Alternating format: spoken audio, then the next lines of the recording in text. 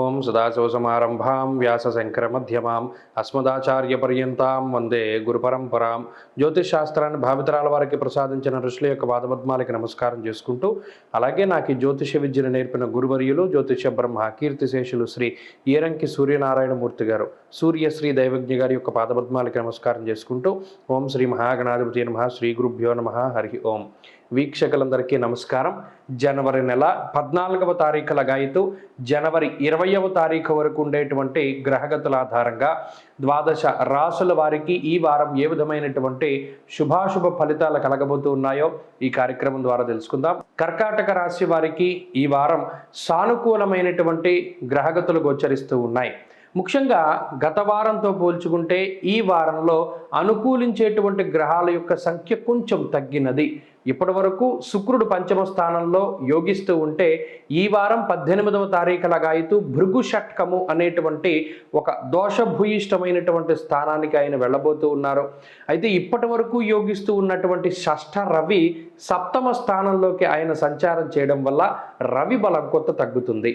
అయినప్పటికీ అటు కుజబలం ఉన్నది, బుధబలం ఉన్నది, చంద్రబలం ఉన్నది. ఈ రాశి వారికి ప్రధానంగా ఈ 3 గ్రహాల తాలూకు శుభ ఫలితాల వల్ల కొంత ముందుకు వెళుతూ ఉంటారు. అయితే అష్టమ శని కానివ్వండి, ముఖ్యంగా సప్తమ స్థానంలోకి రవి యొక్క సంచారం వల్ల ఈ సప్తమ స్థానం అనేటువంటిది భార్యా పిల్లలకి సంబంధించినటువంటి స్థానము.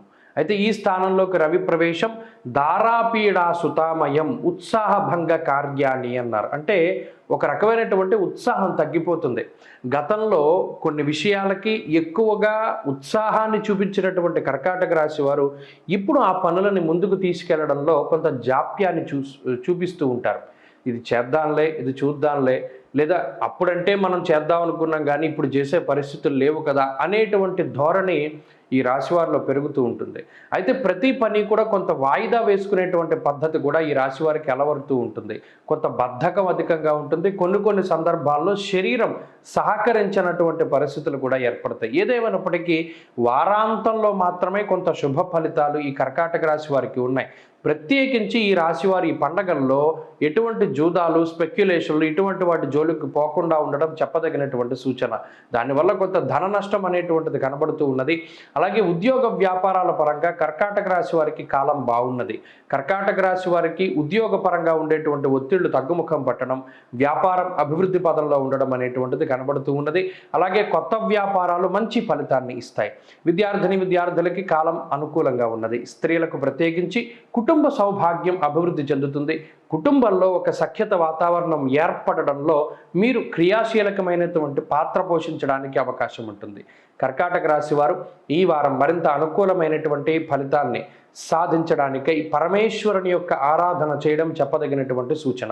మరీ ముఖ్యంగా సంక్రమణం జరిగేటువంటి సమయంలో పరమేశ్వరునికి ప్రీతిగా అభిషేకాది కార్యక్రమాలు జరిపించుకోవడం, లేదా పితృదేవతలకి ప్రత్యేకించి పితృదేవతల యొక్క సంతృప్తి కోసం స్వయంపాక దానాలు అవి చేయడం చెప్పదగినటువంటి సూచన. ఈ వారంలో కలిసి వచ్చేటువంటి రోజు శుక్రవారంగా చెప్పవచ్చును. అదృష్ట సంఖ్య 8, అదృష్ట వర్ణము కాషాయము.